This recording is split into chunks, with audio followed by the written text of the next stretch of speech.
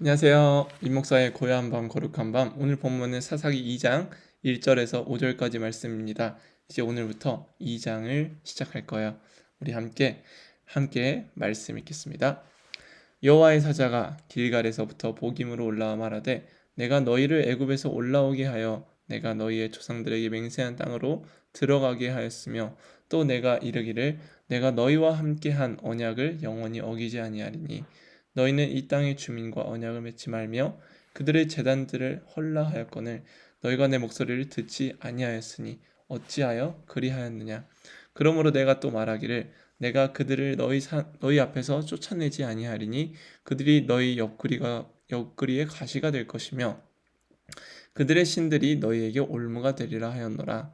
여호와의 사자가 이스라엘 모든 자손에게 이 말씀을 이름해 백성이 소리를 높여 운지라. 그러므로 그곳을 이름하여 복임이라 하고 그들이 거기서 여호와께 제사를 드렸더라. 아멘. 이전 말씀을 다시 한번 생각해 보면 많은 지파들이 하나님의 그 진멸하고 또한 쫓아내라는 명령 앞에 쫓아내지 아니하여 불순종하였다고 했어요. 그래서 마지막에는 이 주어가 바뀌었다고 했죠. 가나안 족속, 즉 아모리 족속이 주어가 됐고 그 이스라엘 백성들이 그곳 가운데에 거주하였다고 이 주객전도 현상이 벌어집니다. 자, 그렇게 이제 여호와의 사자가 2장에서부터 등장해요. 여호와의 사자는 하나님의 뜻을 대신 전해주는 역할을 하죠. 그래서 길갈에서부터 복임으로 올라왔다라고 합니다. 여기에서 길갈이라는 장소는 아주 중요한 의미를 가져요. 그 이유는 이스라엘이 처음으로 하나님이 약속하신 땅, 그 가나안 땅에 들어가서 유월절을 지킨 곳이거든요. 하나님께 예배했던 장소입니다. 그러니까 이스라엘의 시초, 근원, 그것들을 이 길갈이라는 땅을 통해 상기했을 것이고 그것을 알 수 있는 거죠. 거기서부터 이제 복임으로 올라온 것이에요.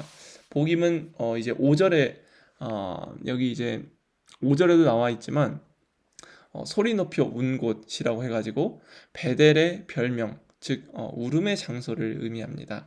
거기에서 올라와서 여호와의 사자가 이렇게 말한 거예요. 내가 너희를 애굽에서 올라오게 하여 내가 너희의 조상들에게 맹세한 땅으로 들어가게 하였으며 그리고 뒤에도 또 내가 이르길 내가 너희와 함께 한 언약을 영원히 어기지 아니하리니 이렇게 말씀하셨죠.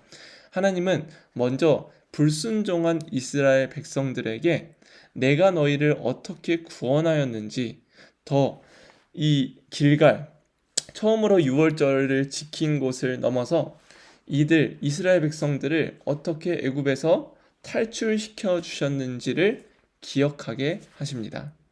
그 은혜로 구원받은 그 사건을 기억나게 상기하신 거예요. 그러면서 언약을 끊임없이 나는 너를 끊임없이 사랑한다. 이것을 알려주시죠.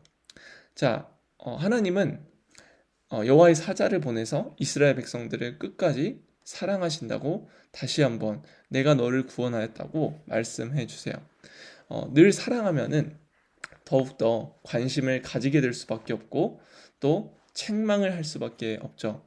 그렇게 하나님은 이스라엘 백성들을 책망하시기도 하셨어요. 그래서 2절과 3절에 이렇게 말하죠. 너희는 이 땅의 주민과 언약을 맺지 말며 그들의 제단을 헐라하였거늘 너희가 내 목소리를 듣지 아니하였으니 어찌 그리하였느냐.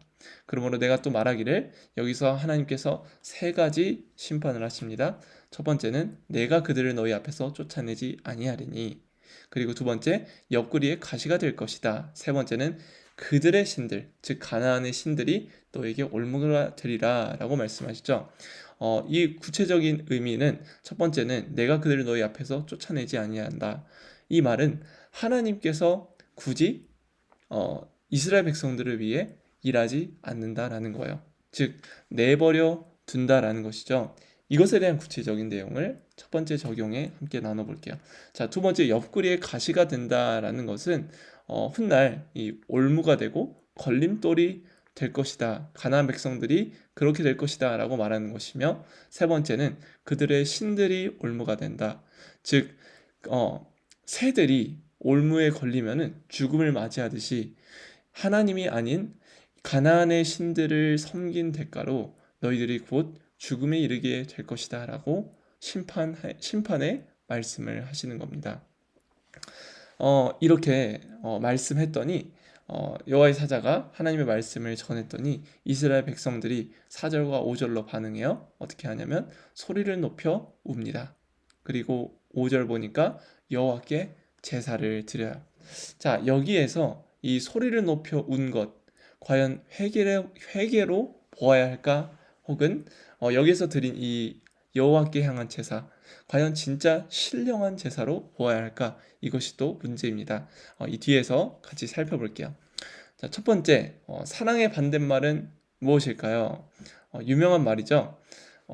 엘랑 비젤이라는 사람이 얘기했다고 하는데, 사랑의 반대말은 미움이 아니라 무관심이죠. 그런데 하나님은 이스라엘 백성들이 불순종을 하였더라도 이들을 끝까지 사랑하셨어요. 내가 너희를 출애굽해 주었다라고 말씀하셨고, 언약을 나는 신실하게 이행할 것이다라고 말씀하십니다. 하나님께서 그래서 이스라엘 백성들을 향해 책망을 하시는 거예요. 자, 그런데 특별히 첫 번째 책망, 쫓아내지 아니하였다, 가만히 내버려 두었다라는 의미와 똑같습니다. 이것은 로마서 1장 24, 26, 28절에 반복되어서 하시는 말씀과 같은 의미예요. 즉 하나님께서 그들을 마음의 정욕대로 더러움에 내버려 두사라고 하죠. 내버려 두셨다고 합니다. 26절에도 부끄러운 욕심에 내버려 두셨으니, 28절에도 그 상실한 마음대로 내버려 두사 합당하지 못한 일을 하게 하셨다. 그러니까 하나님께서 원래 이스라엘 백성들을 위해 하셨던 일들을 그만두신 거예요. 가만히 내버려 두신 겁니다. 가나안 백성들을 굳이 쫓아내지 아니하신 거예요. 하나님은 우리에게 저주를 퍼붓거나 우리를 향해 너희들 뭐 이거나 먹어봐라 하면서 막 잔혹한 행위를 하는 것이 아닙니다. 하나님이 우리에게 베푸셨던 그런 많은 일들을 멈추시고 내버려 두시는 것이 하나님의 심판의 방식이었어요. 자, 그럼에도 이스라엘 백성들이 이때 순종해서 변화되었으면 좋으련만 그렇지 못하였죠. 그것이 바로 사사기가 우리에게 알려주는 이야기입니다. 자, 그래서 두 번째 적용으로 넘어가 보면 여기서 이스라엘 백성들이 4절, 5절을 통해서 울었고 제사를 드렸다고 했잖아요. 그런데 이 우는 것을 곧 회개로 볼 수 있을까라는 질문입니다. 저도 하나님을 만나고 하나님을 더욱더 알아가면서 회개의 눈물을 많이 흘렸던 것 같아요. 그런데 이 눈물이 늘 회개라고 하는 이 단어의 정의와 맞닿아 있지는 않았던 것 같습니다. 오늘 함께 본 복임이라는 장소, 베델의 별명으로 울음의 장소라고 했죠. 이 복임과 관련해서, 베델과 관련해서 이 사사기 안에 콜브네 이스라엘, 히브리어인데 이스라엘의 모든 자손이라는 이 문장이 4번 총 반복되는데, 오늘 함께 읽은 2장 4절, 10장 8절, 20장 1절, 20장 26절이에요.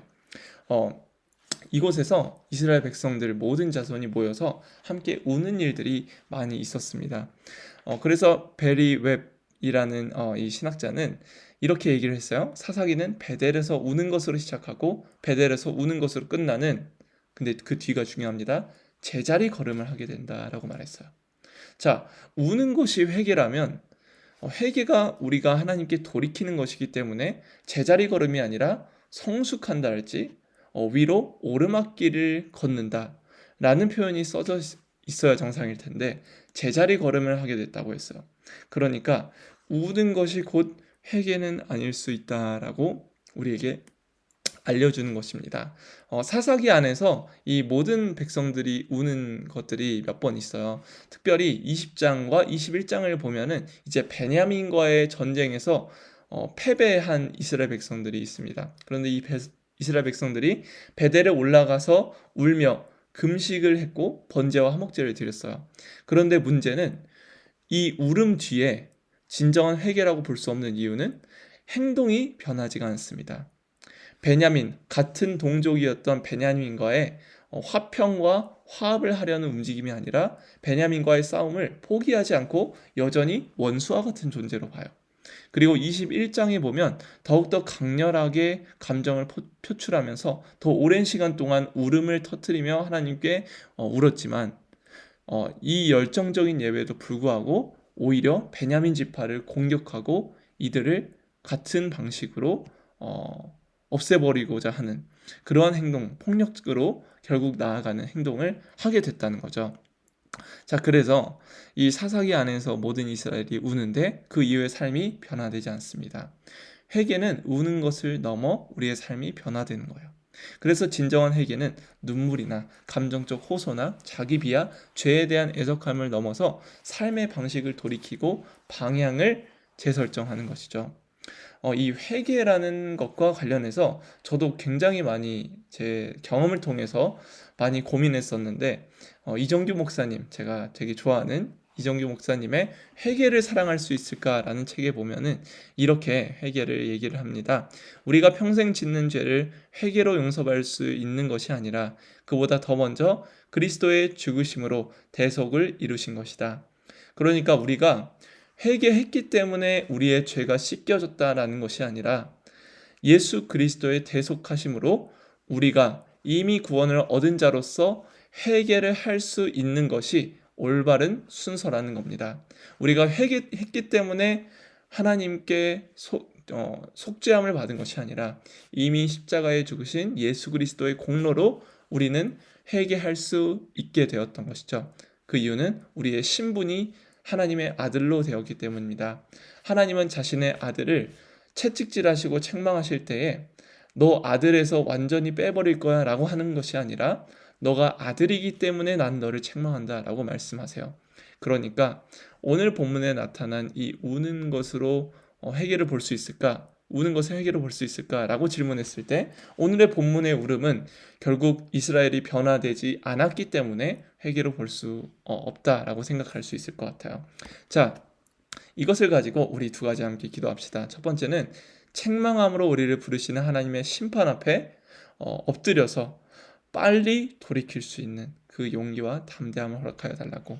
두 번째로 단순한 감정적 회개가 아니라 삶의 방향을 돌이키는 회개를 하게 해달라고 우리 함께 기도합시다.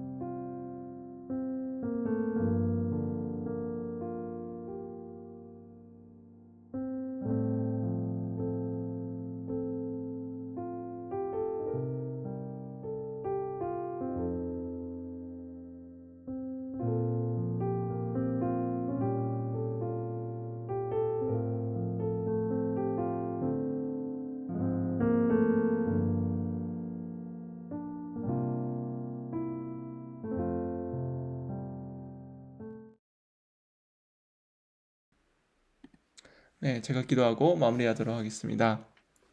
거룩하신 주님, 우리를 사랑하시기 때문에 책망하시고 또한 우리를 심판하시는 하나님, 우리가 늘 하나님의 그 책망 앞에 돌이키며 반응할 수 있도록 인도하여 주시옵소서. 단순히 눈물을 짜내는, 또한 죄로 인해 죄책감으로 인해 내가 회개를 했을 때 내 죄가 씻어지는 것이 아니라 이미 십자가에서 이루신 예수 그리스도의 속죄함을 통해 우리가 자녀가 되었고, 자녀된 우리는 그로 인해 회개할 수 있다는 이 사실을 늘 기억하면서 하나님께 올바른 회개로 삶의 방향이 바뀌어 우리의 이웃들이 나로 인해 살아나고 하나님을 알지 못하던 자들이 하나님을 알게 되는 일들이 회개라는 행동의 변화를 통해 사고방식의 삶의 방식의 전환을 통해 일어날 수 있도록 이끌어 주시옵소서. 하나님 단밤 자게 하시고 하나님 많은 고민들이 있지만 깊이 자게 하셔서 내일 아침에 일하신 이미 이루신 아버지의 그 은혜를 눈을 뜨며 함께 고백할 수 있도록 이끌어 주시옵소서. 감사합니다. 예수님의 이름으로 기도합니다. 아멘. 여러분 오늘 또 안녕히 주무시고 말씀으로 또 승리할 수 있는 우리 되기를 원합니다. 안녕히 주무세요.